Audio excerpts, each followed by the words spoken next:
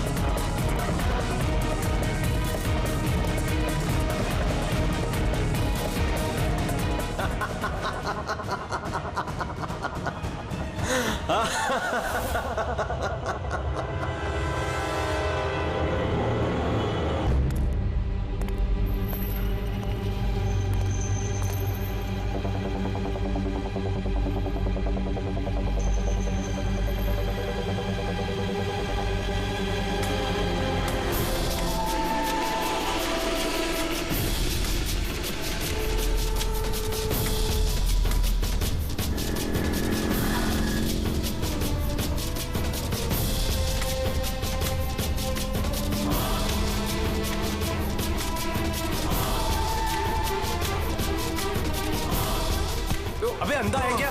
देख के नहीं चल सकता क्या? अंधा ही हूँ भाई। अरे भाई सॉरी, मेरी छड़ी मुझे पता नहीं था। आपको ऐसे नहीं निकलना चाहिए, कहीं चोट लग जाएगी आपको। माफ करिए, पर मुझे ध्यान देना चाहिए। ठीक है, आराम से जाइएगा। जी जी। आप चले जाएंगे या मैं छोड़ के आऊं? नहीं, मैं चला जाऊंगा। ठीक है, थैंक यू।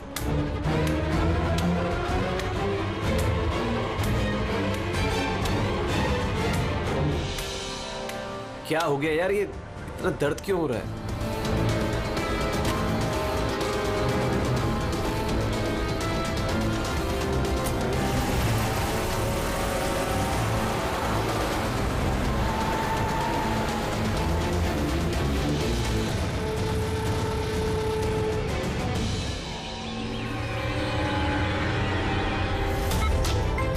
कुछ नहीं होगा रमन, तुम्हें कुछ नहीं होगा। होल्ड ऑन रमन, पैर पकड़ो।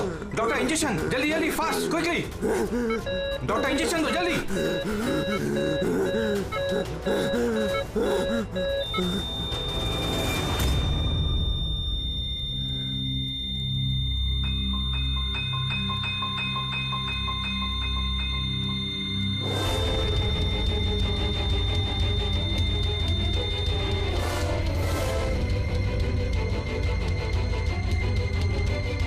Oh my God, he's dead.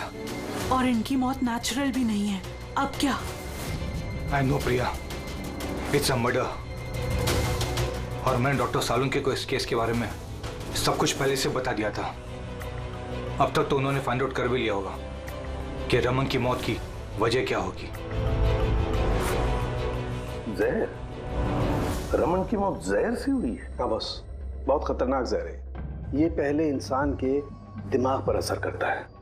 पहले डिलेरियम, फोटोफोबिया, एमिनेशिया। उसके बाद ये जहर इंसान के बाकी के अंगों पर असर करता है। बाकी के अंग धीरे धीरे काम करना बंद कर देते हैं और इंसान की मौत हो जाती है। सर साहब, इसका कोई एंटीडोट तो होगा ना? हर जहर का एंटीडोट होता है फ्रेडी, लेकिन उसके लिए हमें उस जहर के बारे में पूरी जानकारी होनी चाहिए। बस ये जहर आसानी से पकड़ में नहीं आता है। मुझे भी बहुत सारे टेस्ट करने पड़े इसे ढूंढने के लिए। सर, जहर दे के मारना एक अलग बात है, और ऐसा जहर देना जिससे इस तरह तड़प तड़प के मरे, ये जरा चौंकाने वाली बात नहीं लगती? लेकिन ये जो भी कोई है, ऐसी नफरत करता था रमन के साथ कि उसने उसे ऐसी खतरनाक मौत दे दी। समझ में नहीं आता कौन हो सकता है ये, कौन होगा? कोई भी हो सकता है सर।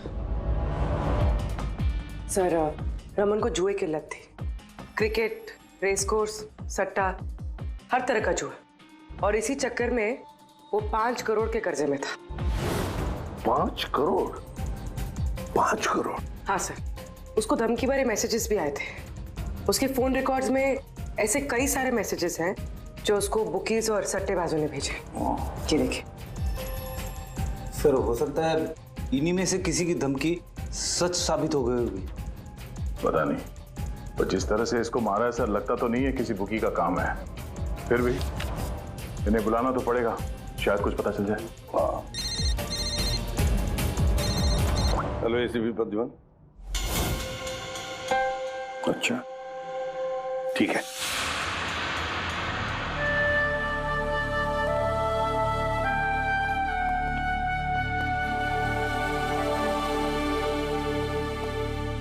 आप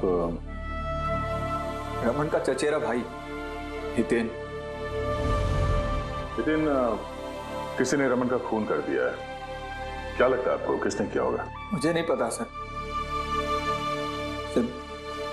बुरे काम का बुरा नतीजा। एक ना एक दिन तो ये सब होना ही था सर। अब किसने किया, कैसे किया, ये तो नहीं पता सर। लेकिन इतने सारे लोगों से दुश्मनी, इतने सारे लोगों का कर्जा, उन्हीं में से किसी ने। अच्छा, आपके अलावा परिवार में इनका और कौन? माँ है इसकी, लेकिन अब वो कहाँ पर है ये मुझे नहीं पता। ठीक है हितेन, हमारी इन्वेस्टिगेशन अभी चल रही है, तो बॉडी अभी यहीं रहेगी हमारे पास। आप अपना कॉन्टैक्ट नंबर वहाँ लिखवा दीजिएगा, जरूरत पड़ेगी तो आपको तकलीफ देंगे। जी सर।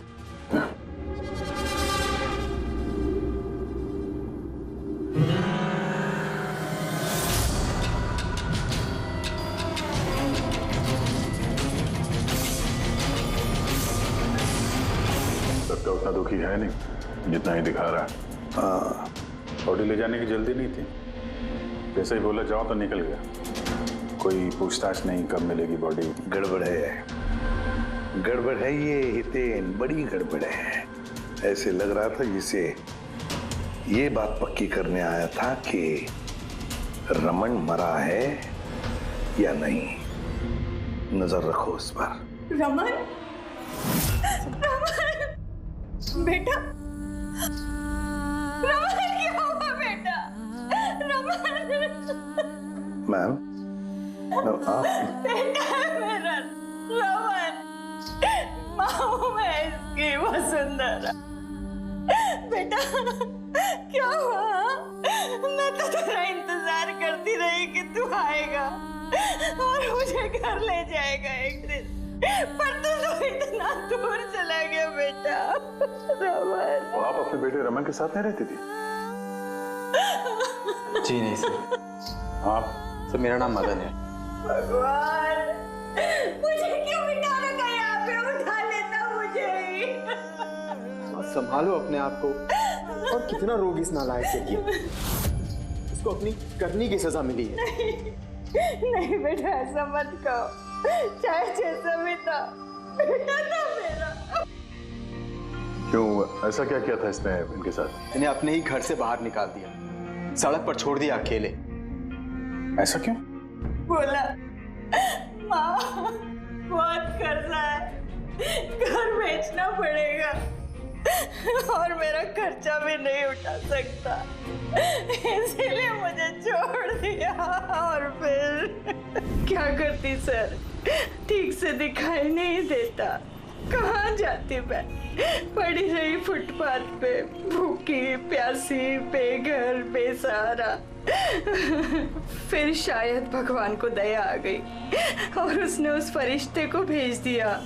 उसका चेहरा तो नहीं देखा मैंने, लेकिन उसने मुझे अपने साथ चलने के लिए कहा और मैं चली गई। एक बड़ा आदमी मुझे इसके पास ले गया। सर, दरअसल मेरी एक संस्था है, संयुक्त वृद्धाश्रम। हम वहां पर कोशिश करते हैं कि इन जैसे बुजुर्गों को घर जैसा प्यार और सम्मान मिल सके।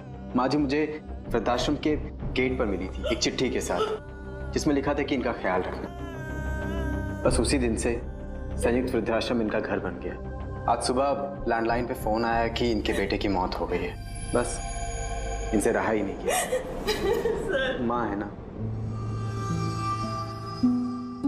मेरी आपसे विनती है, इसके कातिलों को छोड़ना मत सर। जरूर सजा दिलवाना सर, जरूर सजा दिलवाना। देखिए माँ जी, मैं आपसे वादा करता हूँ, हम रमन के कातिल को नहीं छोड़ेंगे, उसे कड़ी से कड़ी सजा दिलवाएंगे। आप प्लीज चिंता मत कीजिए। थोड़ा ख्याल रखिए अपना। मदन, इनका ख्याल रखना। और एक बात, किसी भी चीज की आप लोगों को जरूरत पड़े तो हमें जरूर याद करना। कमाल है। तारिका, हॉस्पिटल के डॉक्टर्स की रिपोर्ट के हिसाब से इसकी जांघ पर ये जो निशान है ना, ये या तो किसी एलर्जी का है या फिर किसी जहरीले कीड़े मकोड़े के डंक का निशान है।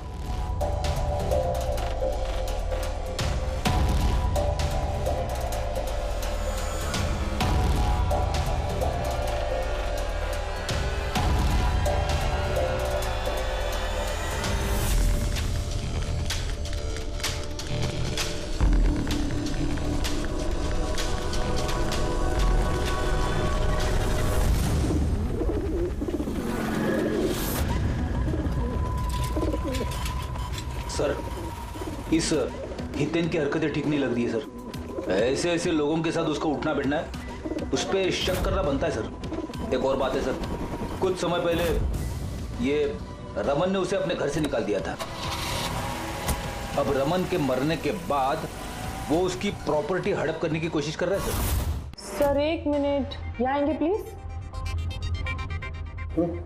सर इसके स्किन पे ना मुझे कुछ ये अजीब सा दिख रहा है।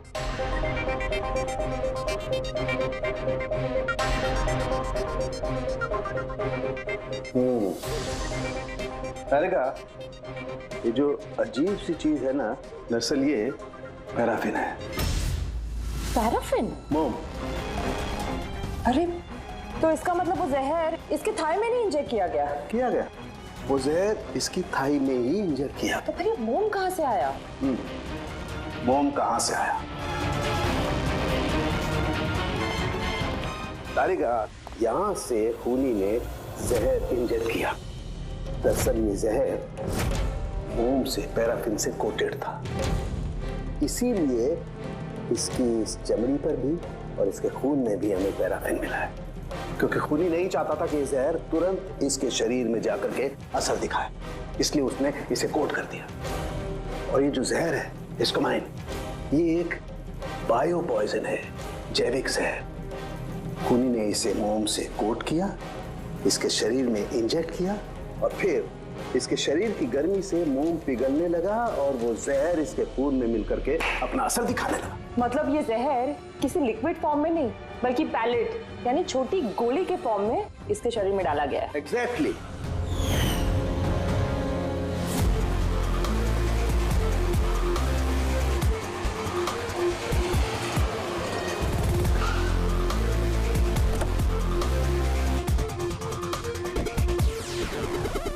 ये है वो कंस्ट्रक्शन साइट जहाँ पे रमन इंजीनियर था। उसके कोलीग बता रहे थे कि यहाँ से निकलने के बाद उसको कुछ पैर में तकलीफ हुई है। लेकिन यहाँ पे जो वर्कर्स काम करते हैं उन लोगों ने बताया कि जब तक वो कंस्ट्रक्शन साइट में था तब तक तो वो ठीक था। इसका मतलब जो भी हुआ कंस्ट्रक्शन साइट से बाहर आने के बाद हुआ, तो यहीं पे हुआ होगा। यहाँ पे तो आसपास पता करते हैं, शायद किसी ने कुछ देखा। सर आप लोग चलिए, मैं जरा चाय पी के आता हूँ। मतलब चाय वाले से पूछ के आता हूँ कुछ देखा है क्या। अभिजीत, ये बच्ची कंस्ट्रक्शन साइट के सामने अखबार बेच रही है, पूछते हैं उससे।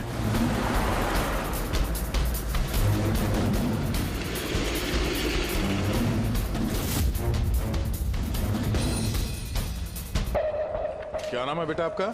चुटकी। चुटकी। अच्छा बेटा, जरा ये देखो, ये फोटो देखो ध्यान से। इनको जानती हैं, पहचानती हैं?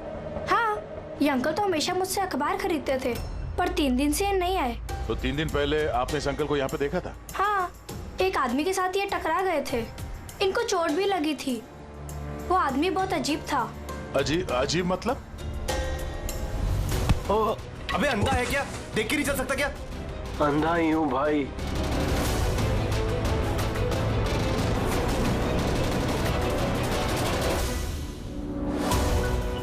क्या हो गया यार? दर्द क्यों हो रहा है?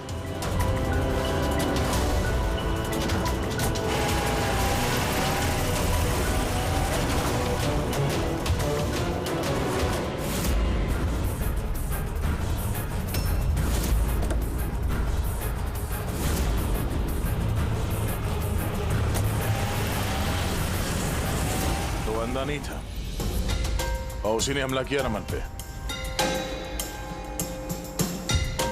अच्छा बेटा, आप वो जो अंकल थे उनको पहचान सकते हो? देखा था आपने उनको ठीक से? नहीं। अच्छा, वो कार का नंबर देखा आपने? नहीं अंकल, वो अंकल को कार चलाते देख मैं एकदम चौंक गई थी, इसलिए कार का नंबर याद नहीं है। पर क्या बात है अंकल, इंजीनियर अंकल ठीक तो है ना? नहीं बेटा, उन्हें कुछ नहीं हुआ। वो अभी किसी दूसरे कंस्ट्रक्शन साइट पे चले गए, अब वो यहाँ पर नहीं आएंगे। Thank you. हैं आप इस समय अखबार बेच रही हो, स्कूल नहीं जाती आप?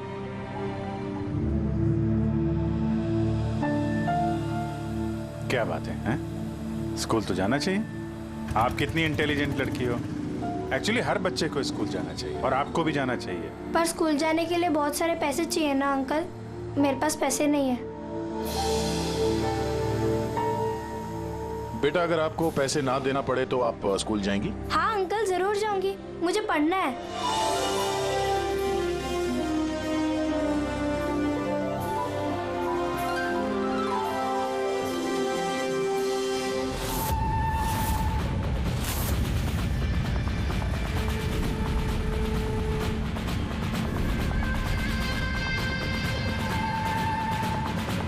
समीर, अब तुम्हारी बारी। हाँ बोलो। हाँ यार, तुम्हें एक बार में समझ में नहीं आता है। देखो, मैंने तुम्हें पहले भी कह दिया है कि तुम कुछ भी कर लो, मैं इस खंडहर के लिए एक कौड़ी भी खर्च नहीं करने वाला।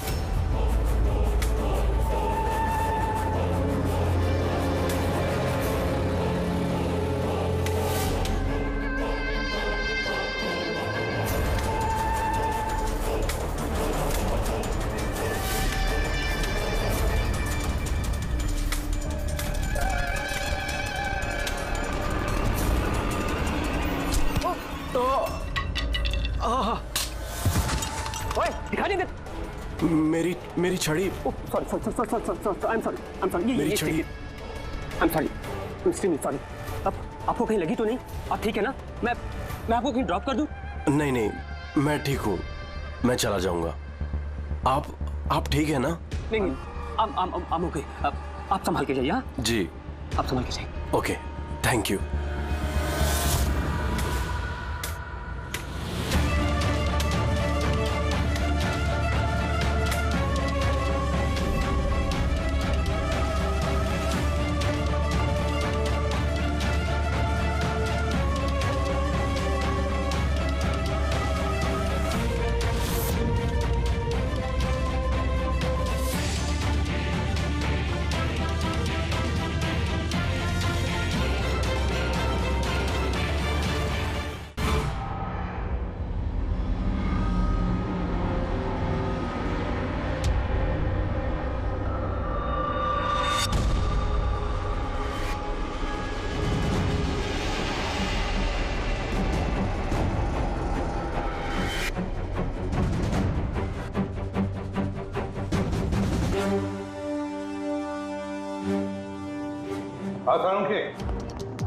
क्या पता चला?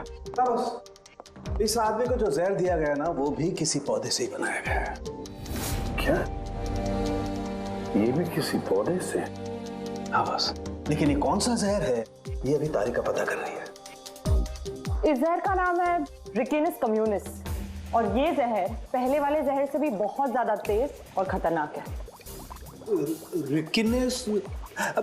ये किसी पौधे का नाम है क्या? हाँ फ्रेडी, ये किसी पौधे का नाम है, और बॉस ये कोई आम पौधा नहीं है, बहुत मुश्किल से मिलता है। और खूनी जो कोई भी हो, बॉस उसे पौधों के बारे में बड़ी अच्छी जानकारी है।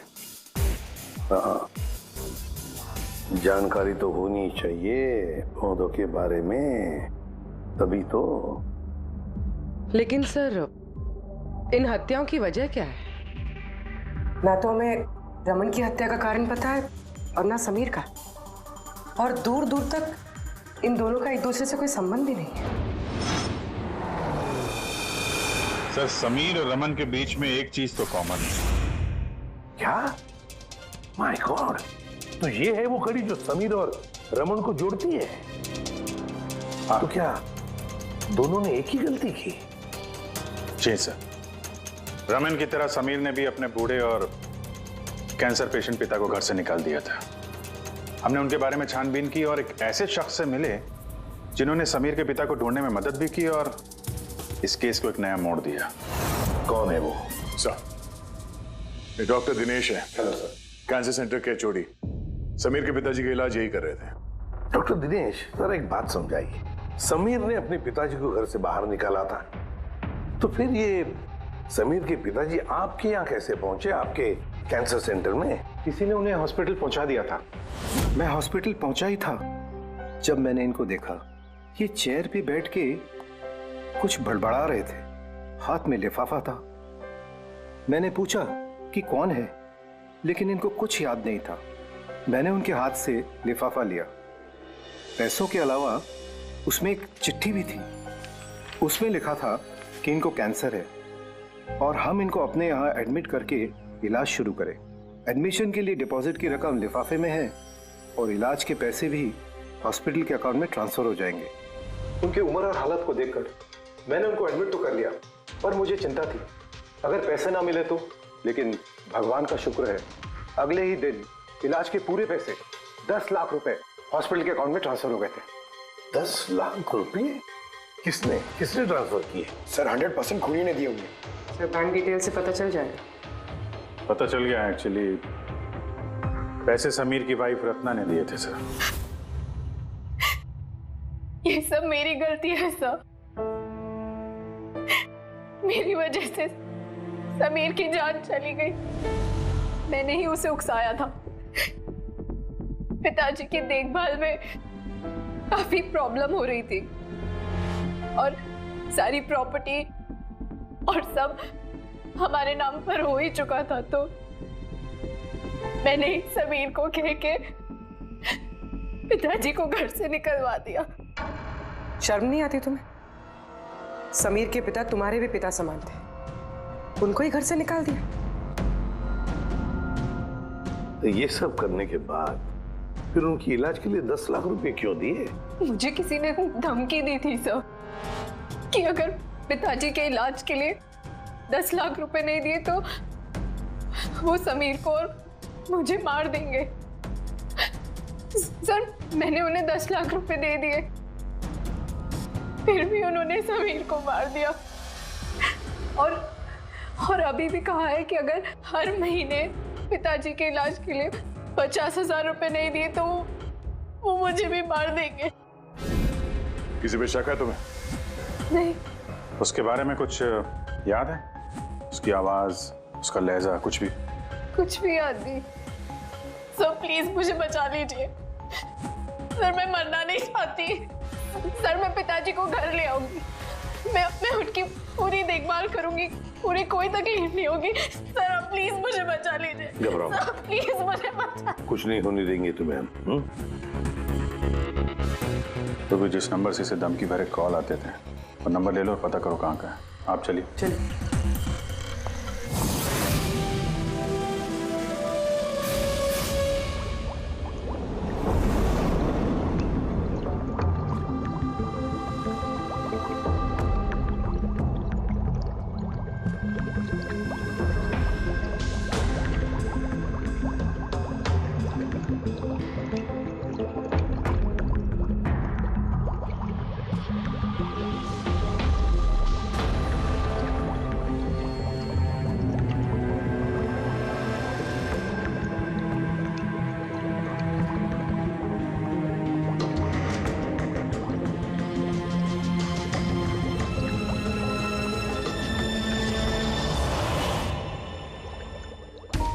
सर हमने इतने सारे एंटीडोट्स बना लिए, लेकिन इसकी क्या गारंटी है कि खूनी इन्हीं में से किसी जहर का इस्तेमाल करेगा?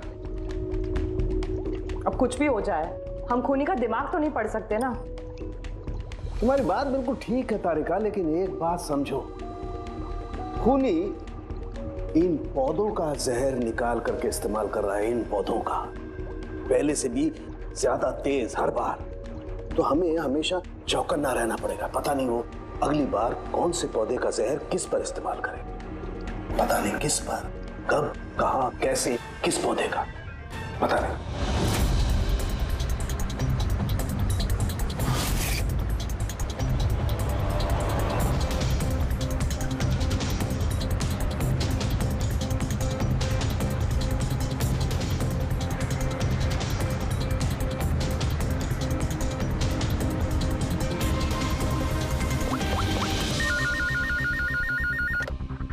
हेलो।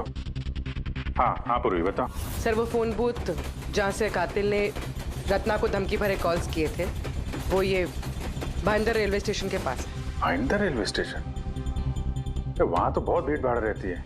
जाहिर सी बात है उसने ब्लाइंड मैन के भेस में तो किया नहीं होगा, बड़ा मुश्किल है पता लगाना। सर किसी को कुछ पता तो नहीं है, लेकिन एक खास बात यह है कि ये कॉल्स सुबह 11 से 12 के बीच किए गए हैं और रेलवे स्टेशन के पास एक बस स्टैंड भी है जहाँ से बस जाती है पुणे। बस स्टैंड भी पास में ही है, तो ट्रेन से भी जा सकता है और बस से भी।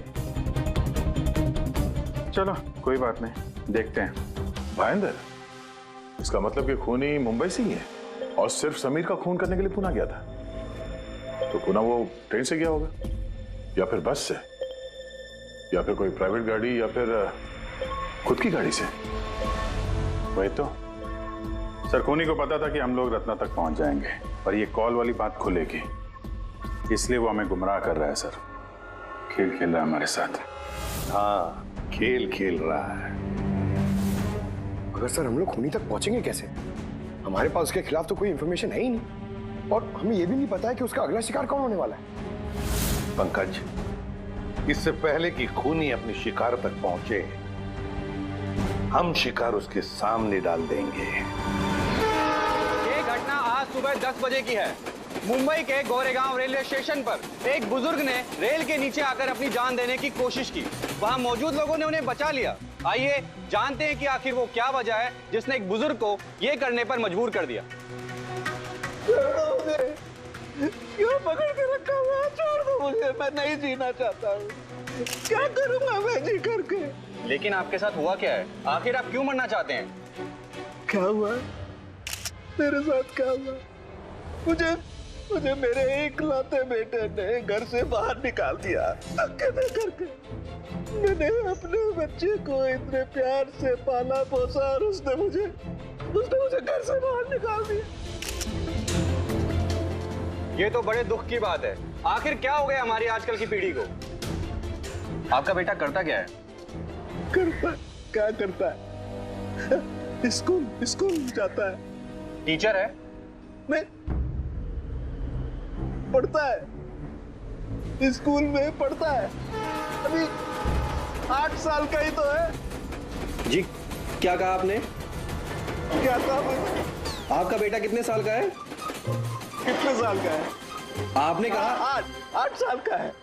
मेरा बेटा 8 साल का है, उसने मुझे घर से बाहर निकाल दिया। मैं मर जाऊंगा। सुना आपने? इनका दावा है कि इनके 8 साल के बेटे ने इनको घर से बाहर निकाल दिया। आखिर क्या वजह है? कौन है ये 8 साल का बच्चा? रेल की पटरी पर जान देने की कोशिश करने वाले बुजुर्ग के 8 साल के बेटे का पता चल गया है। वो दरअसल 33 साल का सॉफ्टवेयर इंजीनियर है। बुजुर्ग की दिमागी हालत ठीक नहीं है, इसलिए अब भी वो उसे 8 साल का बच्चा ही समझते हैं। उनका बेटा अमेरिका में रहता है और उसने उन्हें घर से बाहर निकाल दिया है। उसके बाद ही बुजुर्ग ने अपनी जान देने की कोशिश की। आइए उनके बेटे से ही पूछते कि उन्होंने आखिर ऐसा क्यों किया। सर एक सवाल सर, क्या ये सच है कि आपने अपने पिताजी को घर से बाहर निकाल दिया है? हाँ ये सच है। सर आखिर आपने ऐसा क्यों किया? आपको एक बार भी बुरा नहीं लगा? हाँ निकाला मैंने, और बुरा भी नहीं लगा। आप जानते हैं इनको? आपने कभी झेला इनको? इनको अल्जाइमर्स की बीमारी है। मैं पागल हो गया उनका ख्याल रखते रखते। मेरी खुद की एक लाइफ है, मेरी वाइफ है, मेरी फैमिली है। मैं क्या करूं? कब तक पैसे दे दे के इनका ट्रीटमेंट का काम कराते रहूं मैं? पैसे नहीं है मेरे पास, सब खत्म हो गया। अरे यहाँ से, अरे छोड़ दो मेरा पीछा, मेरे दूर चले जाओ मुझसे। परेशान हो गया आपसे मैं। ये तमाशा देखो खड़ा कर दिया। खुश हो गए? चले जाओ, मुझे छोड़ गए यार। सर कभी आप भी तो छोटे थे ना, इन्होंने आपको पाल पोस के बड़ा किया, इस लायक बनाया, और आपने इन्हें घर से ही बाहर निकाल दिया। तुमको बहुत प्यार आ रहा है? हाँ? जा अडॉप्ट कर ले जाके। दिमाग खराब मत करो मेरा। तुमको जो करना था ना तुमने आके कर लिया बवाल खड़ा। टीआरपी मिल गई ना तुमको, पैसे कमा लिए ना, हटो यहाँ से। तो देखा आपने कि किस तरह एक लड़के ने अपने बाप को घर से बाहर निकाल दिया। अब ये बेचारे बुजुर्ग कहाँ जाएंगे, किसके सहारे जाएंगे? इन्होंने अपनी सारी पूंजी अपने लड़के पे लगा दी और आज इनके लड़के ने इनको घर से बाहर निकाल दिया।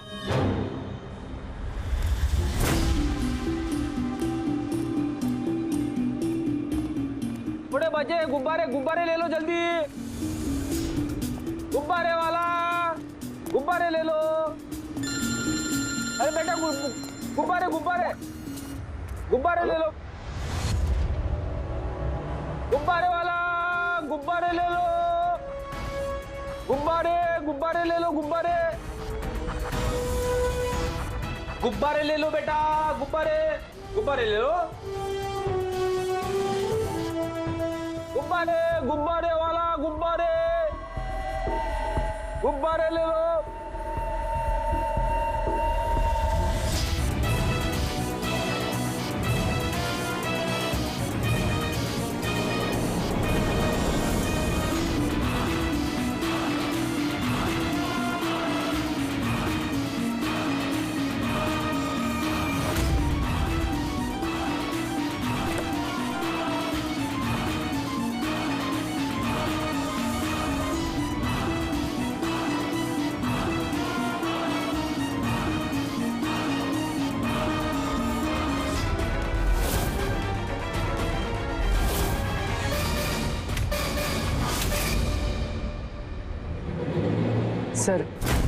सर एक अंधा बिल्डिंग की तरफ आ रहा है।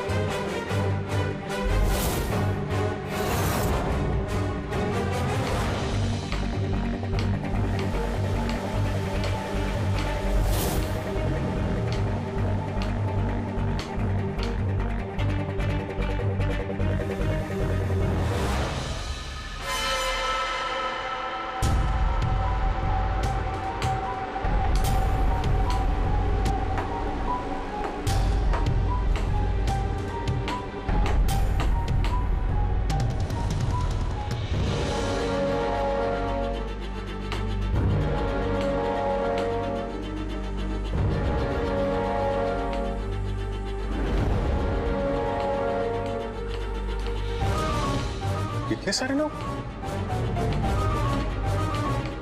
सर इतने सारे अंधे एक साथ? हमने तो एक सोचा था, यहाँ तो 8-10 निकले। लगता है ये कोई चाल है। आप लोगों को जाना क्या है? एक मिनट आप लोग रुकिए। एक मिनट, यहाँ कैसे आ गए आप लोग? आइए। ये आप सब कहाँ हैं आप लोग यहाँ पे? क्या बात है? क्या हुआ? यहाँ आंखों का फ्री चेकअप होने वाला है। संपत है आप? संपत? उसने ही बुलाया था हम लोगों को। देखिए यहाँ पे ऐसा कोई शिविर नहीं है। कौन संपत कौन है? किसने बुलाया आपको? उसने ही तो बुलाया था यहाँ।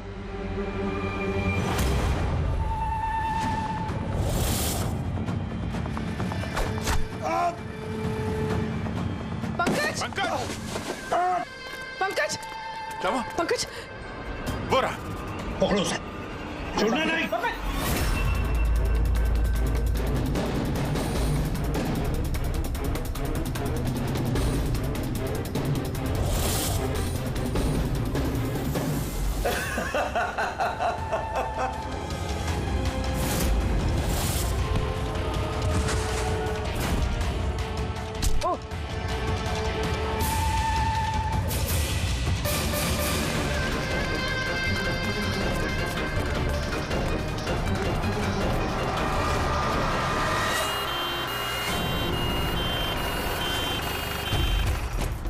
आजा, जल्दी आजा। पंकज तुझे कुछ नहीं होगा। पंकज इसे एम्बुलेंस में लेके चलो।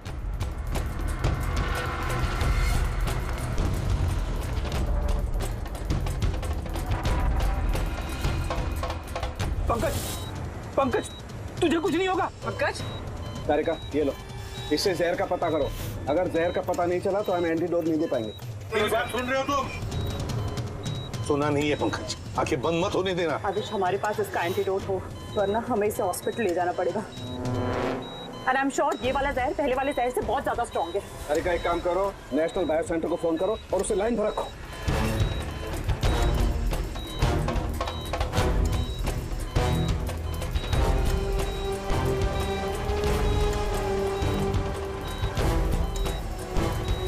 पंकज डोंट वरी, पंकज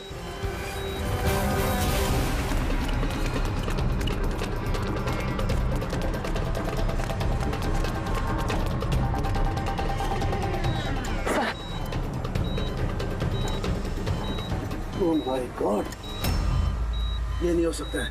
और सूत्र तो जहर ही बदल दिया। लेकिन सर हमारे पास इतने सारे एंटीडोट है, कोई ना कोई तो काम करेगा ना। कोई काम नहीं करेगा बॉस, ये पौधे का जहर ही नहीं है, उसने जहर बिल्कुल बदल दिया है। अब क्या होगा सौरभ? करना कुछ यार। पंकज की ब्रीदिंग, सब ठीक हो जाएगा। हाँ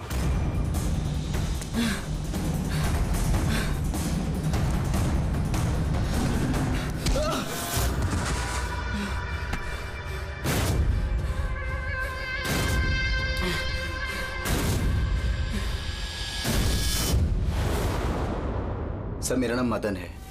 तुमने क्या ये सब? क्यों पड़े हो मेरे पीछे?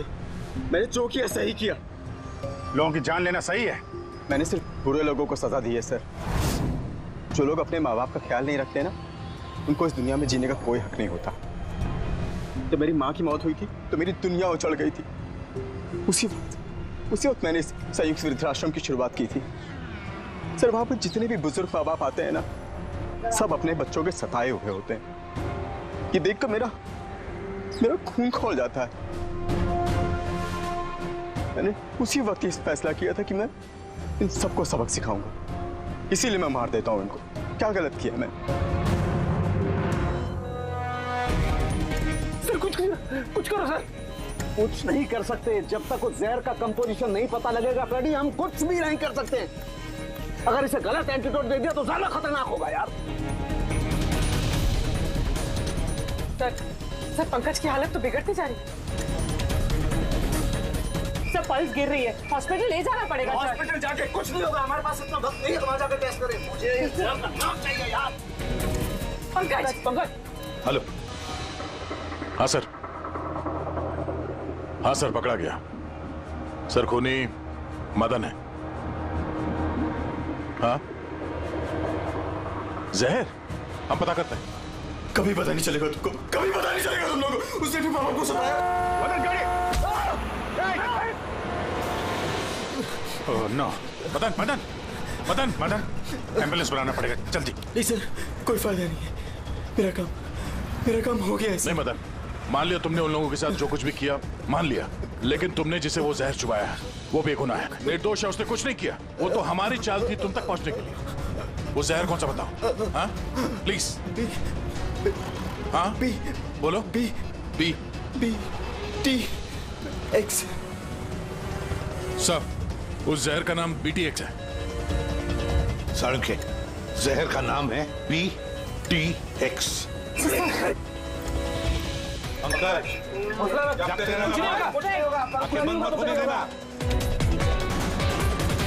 माँ मैं आ रहा हूँ। मदन बस हो गया you'll be all right। बस अब पंकज को कुछ नहीं हो सकता है, कुछ भी नहीं। Welcome my boy. घबराओ मत, कुछ नहीं होगा तुम्हें। तुम आदमी अच्छे थे मदन, लेकिन तुमने जो किया वो सही नहीं था। ये तो चला गया अभिजीत, पर चाहे कुछ भी हो जाए, इसका वो वृद्धाश्रम बंद नहीं होने देंगे। हम भी उन बुजुर्गों का वैसा ही ख्याल रखेंगे जैसे इसने रखा। For more updates, subscribe to our channel, click the show links and enjoy watching the videos.